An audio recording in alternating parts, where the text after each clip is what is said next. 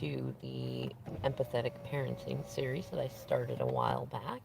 Been meaning to add to it, just hasn't been quite the right time, but the moment is now. I'm thinking this one and maybe one more.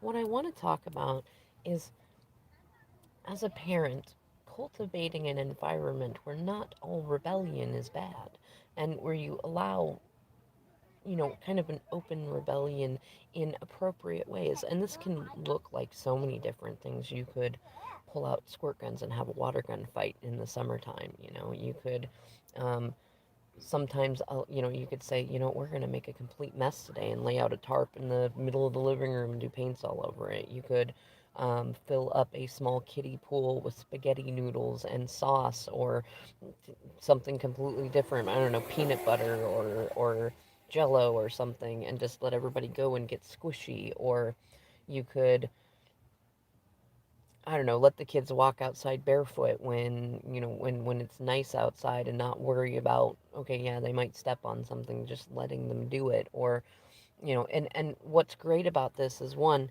there are always going to be times in life when, one, rebellion can be necessary and good for everybody. Two, it's there are plenty of rules that apply in certain situations and don't in others. And by allowing this sort of thing to happen, you help your kids get a grasp for when, when is it appropriate to break the rules or have different rules or cultivate new rules. And you also help them, like all of us, our delicious humanness, we have a nature for breaking the rules. And even those of us that are natural little rule followers, it helps us fall in love even more with the rules when we have moments where rebellion is allowed.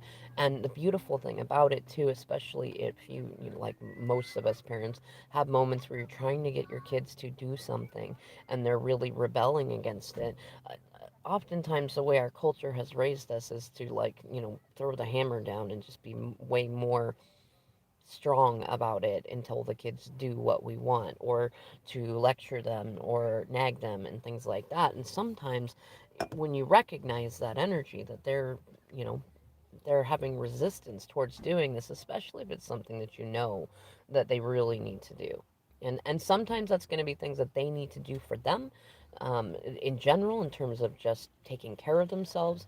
Other times it's a safety concern. Other times there are some societal rules that we do have to learn to follow.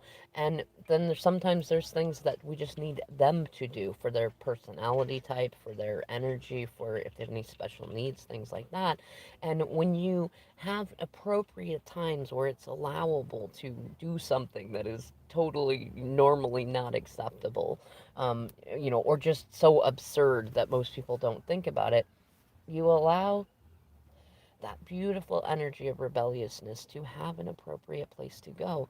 And then the kids also get that chance of feeling like, one, you see them, you feel their hearts, they don't want to break the rules, but they have this energy in them, and you recognize you had the energy in you. And if you're like most people I know, you were not allowed to have that rebellion at all. And think of, like, that beautifulness of, what if this had happened for me? How more well adjusted might I have been had I had this experience of having this allowableness of a certain amount of rebellion, or a day where just all the rules get thrown out the window. Or, like, you could think about, like, Saturnalia, which is an old festival where there's a week near Christmas where everything was reversed. The bosses were the slaves, and the slaves were the bosses, and the kids took on the parent roles, and the parents took on the kids and played like kids, and everybody did different roles and things like that. And just play with that. Allow yourself to be childlike and to think about, when can we make messes? When can we leave a mess? When can we do something that's totally not appropriate in a normal situation? Or when can we make something just to knock it over, just to mess it up? I mean, we all do these things anyways, and it's really good for these future generations to show them that that's okay, that we all feel that way, and that, I don't know what to say. Just allowing our normal human nature to be okay, and to show our kids how we've found little ways. Like, When I was a kid, I was a pyro. Not as bad as like you might think, like movie wise, but I loved playing with fire. It wasn't acceptable when I was a kid, but I had a friend that she noticed her son was definitely into fire, and so she would have kind of a little extra barbecue pit outside, and they set specific safety rules and things like that to make sure they didn't get hurt, or at least not very hurt, and that she was aware of when it was happening, and so it wasn't a secret. It got pulled out into the light. It was not a bad thing, and because there was a safe space to do it in, the house never got burnt down. There never was a moment that it was like it became out of hand, and he learned to kind of cultivate that. And when he got into science class, he had some awareness of how different things burn and do stuff like that. It was really good for him, and I was really inspired by that.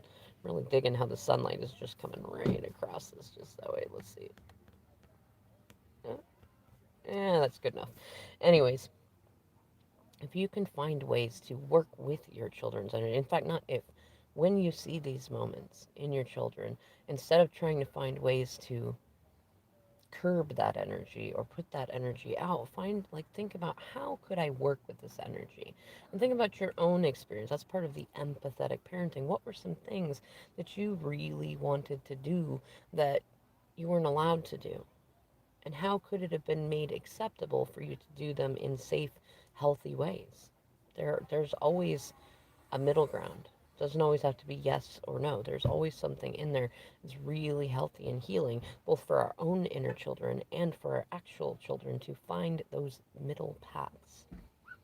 Anyways, I'm going to leave this here, and thank you for enjoying it.